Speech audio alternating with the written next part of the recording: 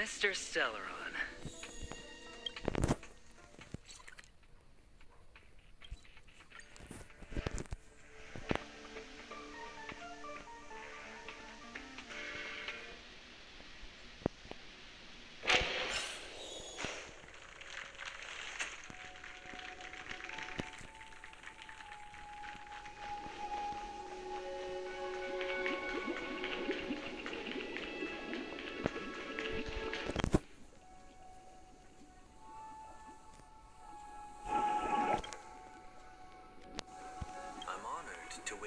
Arriving at the same decision. Out of respect, I'll share with you the dire consequences that my choice back then brought about. First, the outcome. He attained. After avoiding capture, he ran a business for a few years, very quickly making a name for himself, elevating his status. He might not have become a tycoon like old Audie, but he was considered a character of excellent repute. Now then, did he realize the wish he set out to achieve? No. The last time I saw him was in the real world, where the hounds were going to permanently exile him, and I was the accompanying bronze melodia. The mission was simple. Listen to the criminal's repentance. He told me the reason he was in this predicament was because he conspired to usurp the head of the Alfalfa family. When I asked him about his 2 children, he instead responded with a question. What children? In the end, my heart aligned with the harmony, and the good deed I dared to undertake held no value, turning instead into a wrongdoing. It created a lamentable oppressor and countless oppressed individuals. As to your choice, the deed I dared to undertake held no value, turning instead into a wrongdoing.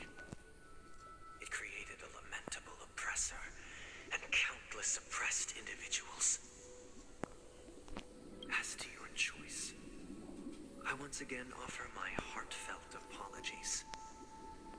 Next comes the third and final decision. And the story this time is my own. This story happened the day I was appointed the Oak family head. At that time, Mr. Gopherwood was the current Dream Master. And as per his wish, we had a private conversation. What surprised me was that the Dream Master had only come to deliver a letter to me. He let me read its contents, and it was a letter from my sister. The letter contained the usual pleasantries, anecdotes from her travels, nothing out of the ordinary. Just as I started wondering how this letter related to our discussion, the Dream Master began to speak. Do you know who wrote this letter? My sister, of course. But why would you personally visit me to hand me a letter from my sister containing mere trivialities? To help you grasp the full scope of this issue. Do you know where Robin is at this moment? From what the letter indicates, she must be in Caspelina 8, correct? She's touring there right now. Correct. Has she mentioned anything about a stray bullet? A stray bullet? What? A war has broken out on that planet. It is because of this very reason that Robin chose this destination. To spread the word of the harmony. And to save the lives of that planet she personally made for the front lines.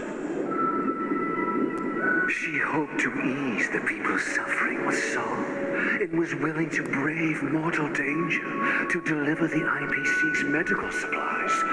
Unfortunately, stray bullets showed.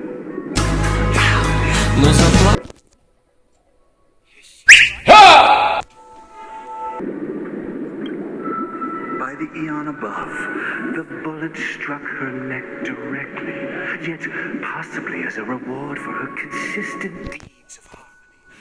It didn't hit any vital arteries. Once you've attended to your outstanding tasks, it'd be advisable to write her back as soon as possible. Those 10 savages! I'll pack my bags right away. Now you understand why she always wears such elaborate neck ornaments, don't you?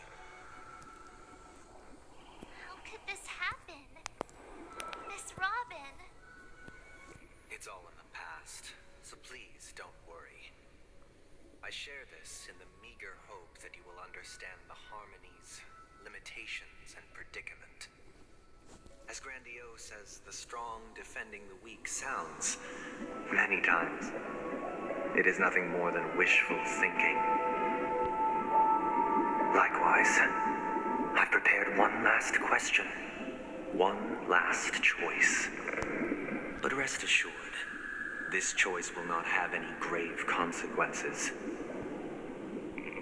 Because this is merely a figment of imagination, a nightmare that has haunted me through countless nights.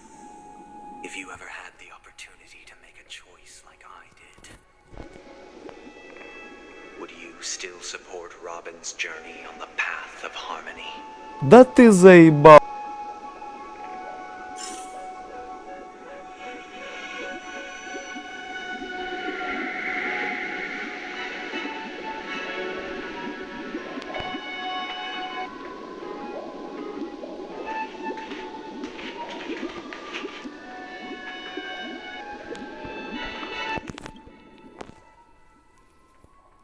I often feel like I've dreamt of similar scenes on certain nights.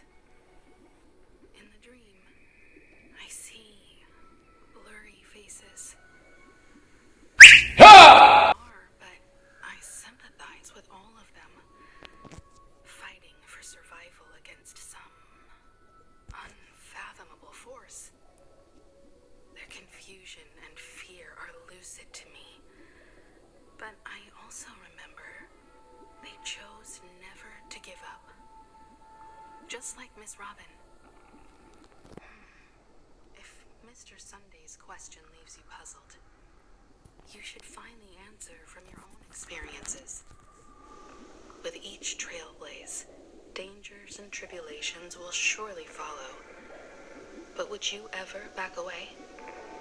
Would you stop March and Don Hung from reaching their next destination? I believe you have an answer of your own in your heart.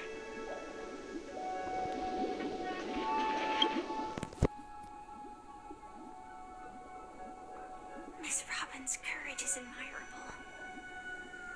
And here I was thinking she was just another superstar celebrity. But the fact that she's also Mr. Sunday's younger sister? No, I doubt he'd wish harm on his own flesh and blood, no matter how grand the ambition.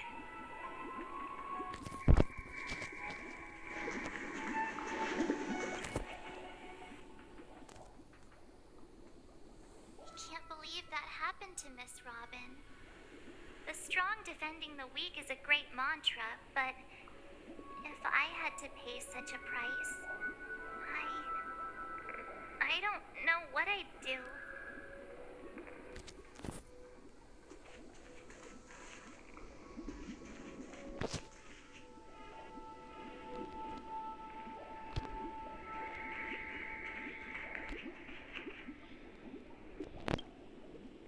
Не, нихуя.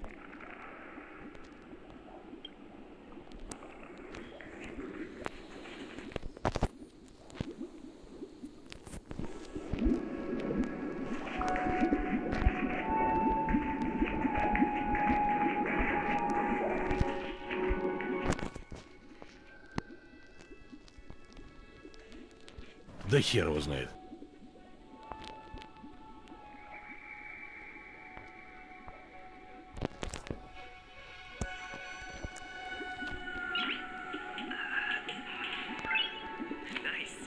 Заебись. Четко.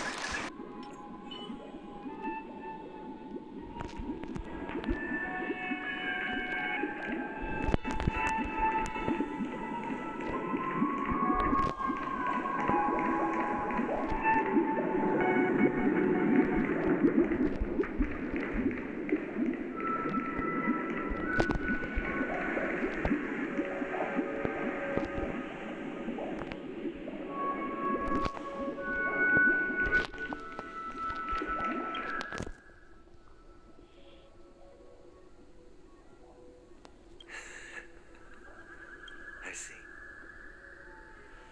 I am now aware of everyone's stances. Raising these questions merely serves to illustrate one point. The plight of Penacony cannot be salvaged by the harmony.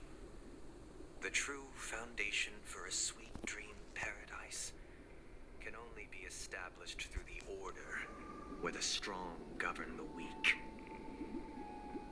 I know the suffering of being tormented, the turmoil of losing your way, how sorrow and even despair set in when matters don't work out. All of this causes me unending pain, because this is not what happiness is at all. We must teach the weak how to live a happy life. And this life isn't some noble propriety that the upper crust preaches, but in definitive terms, a way of survival that belongs to everyone. So what is your definition of living a happy life? Good question.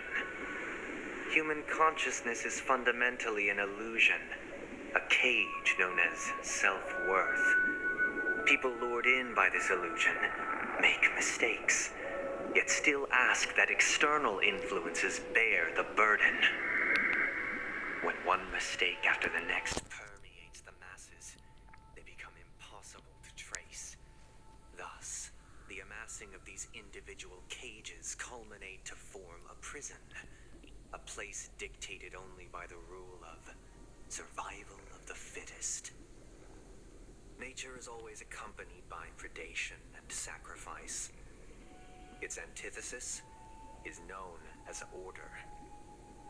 That is what I want to do. Unite people's happiness under the banner of order. They won't need to make bitter choices any longer, nor face the weaknesses of humanity. They can cast aside their primal instincts to build a haven for mankind. Simply describing thoughts is far too abstract, so allow me to provide a simple example.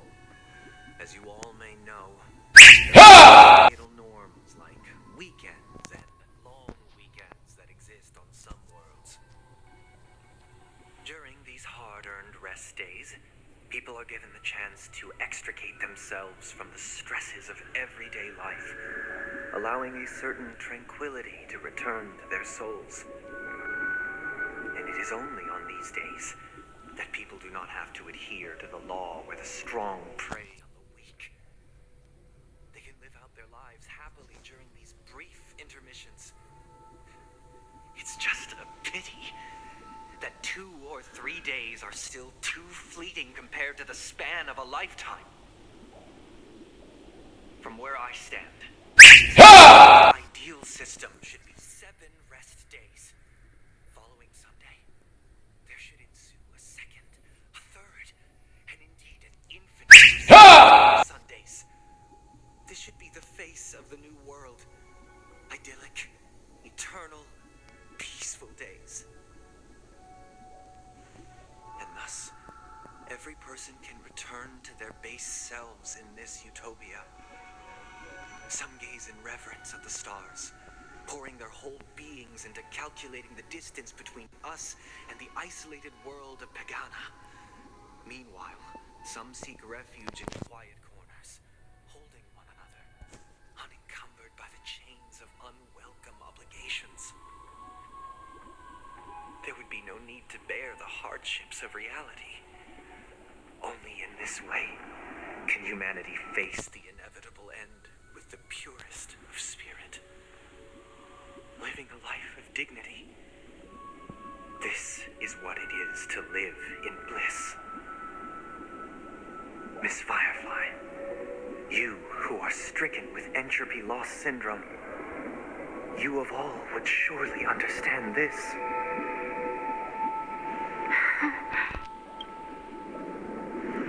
It sounds like a flawless theory.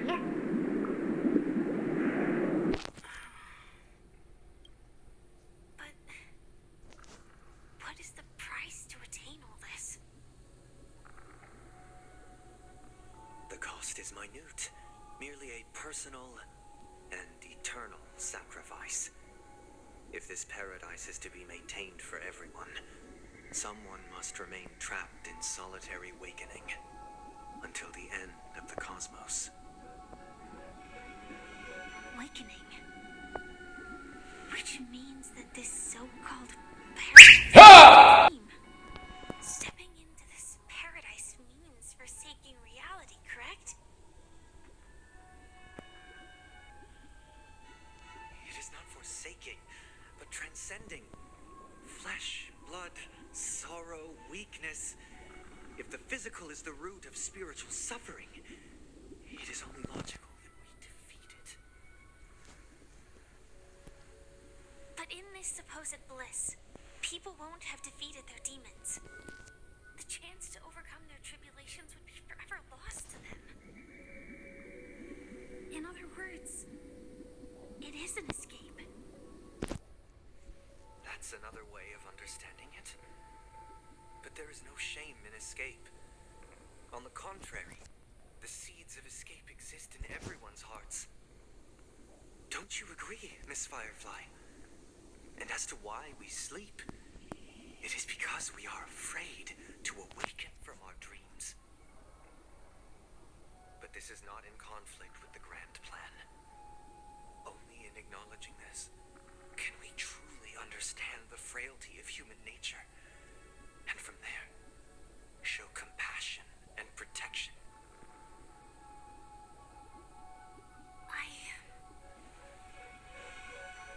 I admit that you are a born leader. Your perspective on humanity brims with pessimism.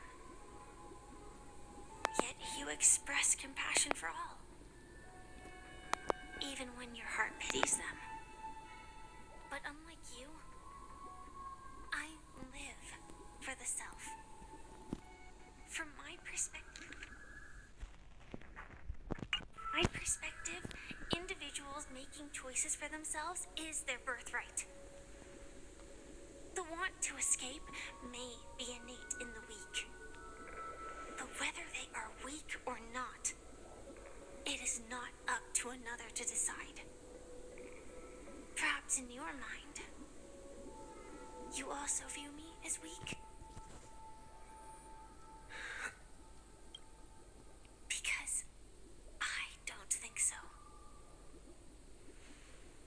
Since Miss Firefly has said her piece, the Astral Express will also naturally give you our answer.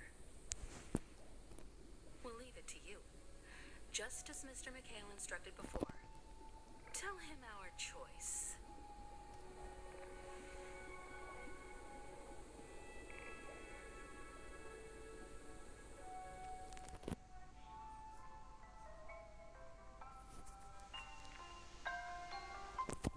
What is this place? Does this place ring any bells, Misha? I don't know, but I feel a sense of deja vu. What is this place? It's the realm within a dream bubble. This was left to the Astral Express by a nameless, but weirdly, when we entered it, it was completely empty. Dr. Edward from the Dreamscape sales store told me that dreams are formed from memories, and a dream bubble can't take shape if its core is empty. So I thought you might be able to help us in unraveling this mystery, Misha. As a hotel doorman, you know Penacony best among us. I don't know much about dream bubbles, but if you want to figure out what this mansion is, I'll do my best. I'm counting on you then. Himiko, I still don't get it. Why were you so sure that Misha had a connection with this dream bubble? I wasn't sure. It was just a hunch. But since Misha feels familiar with this place, my hunch might be correct.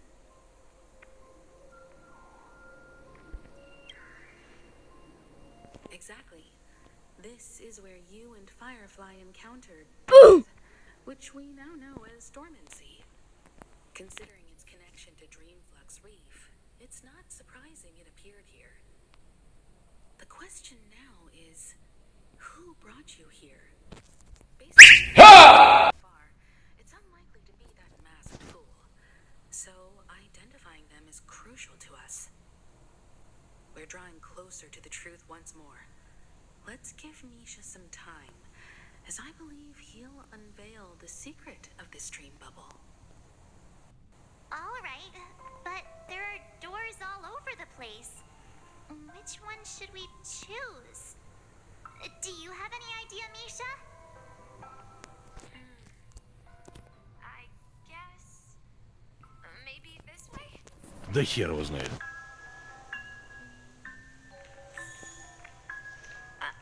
I'm not entirely sure, but let's give it a try.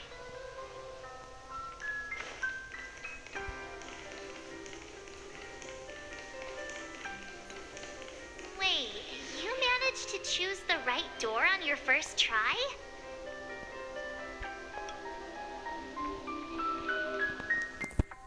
Weird.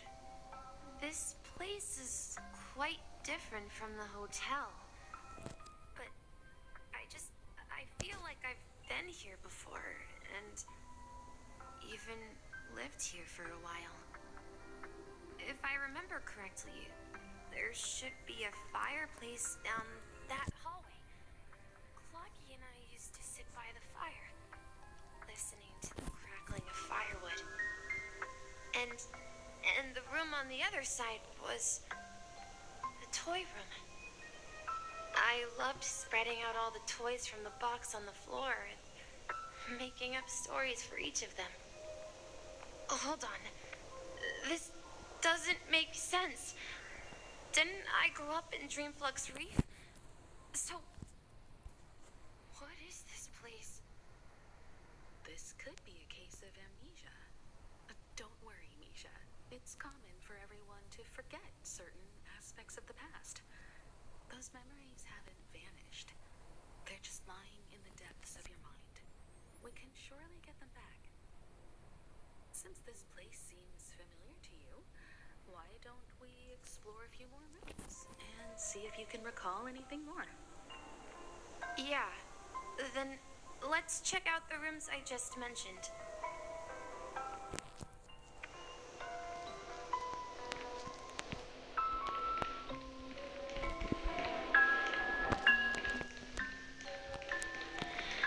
Tick-tock. Tick-tock. Tick-tock. Что за хуйня, блядь?